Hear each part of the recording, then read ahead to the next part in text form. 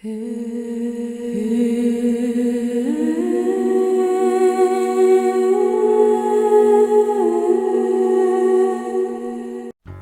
दोस्तों, धार्मिक तथ्य में आपका स्वागत है। दोस्तों, आज इस वीडियो में हम आपको बताएंगे कि भगवान श्री राम ने क्यों की थी एक शूद्र की हत्या।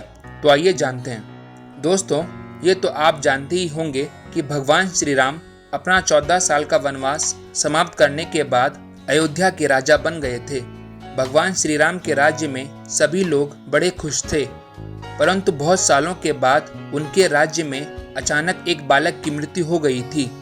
तब उस बालक के माता पिता उसका शव लेकर राज्य के द्वार पर बैठ गए थे और उस बालक के पिता ने रोते हुए यह कहा था कि राजा श्री राम के ही किसी दुष्कर्म के कारण उनके इकलौते पुत्र की मृत्यु हुई है।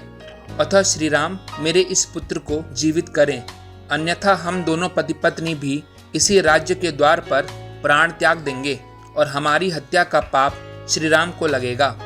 भगवान श्री राम ने जब उस व्यक्ति की बात सुनी तो बड़े दुखी हो गए थे।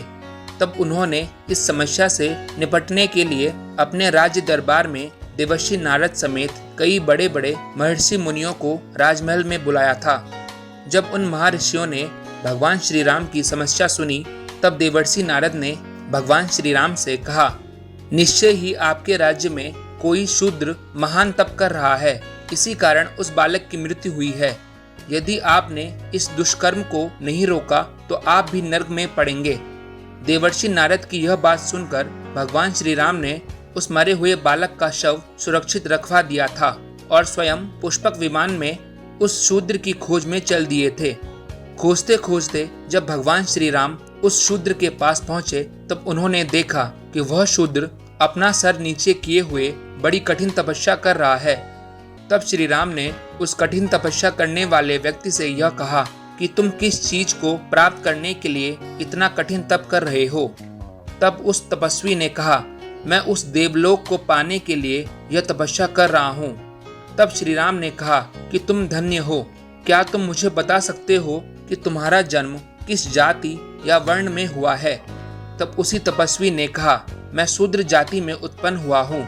उस शूद्र का नाम शंभुक था। इतना सुनते ही भगवान श्री राम ने अपनी तलवार से उस शूद्र का गला काट दिया था। उसके मरते ही उसकी तपस्या से डरे हुए इंद्र समेत सभी देवता प्रसन्न हो गए थे और वह बालक भी जीवित हो गया था, जो इस अधर्म के कारण मृत्यु को प्राप्त हुआ था। तो दोस्तों, इस वीडियो में इतना ही। अगर आपको ये वीडियो अच्छा लगा हो तो इसे लाइक करें, शेयर करें एंड प्लीज सब्सक्राइब करना ना भूलें। नमस्कार।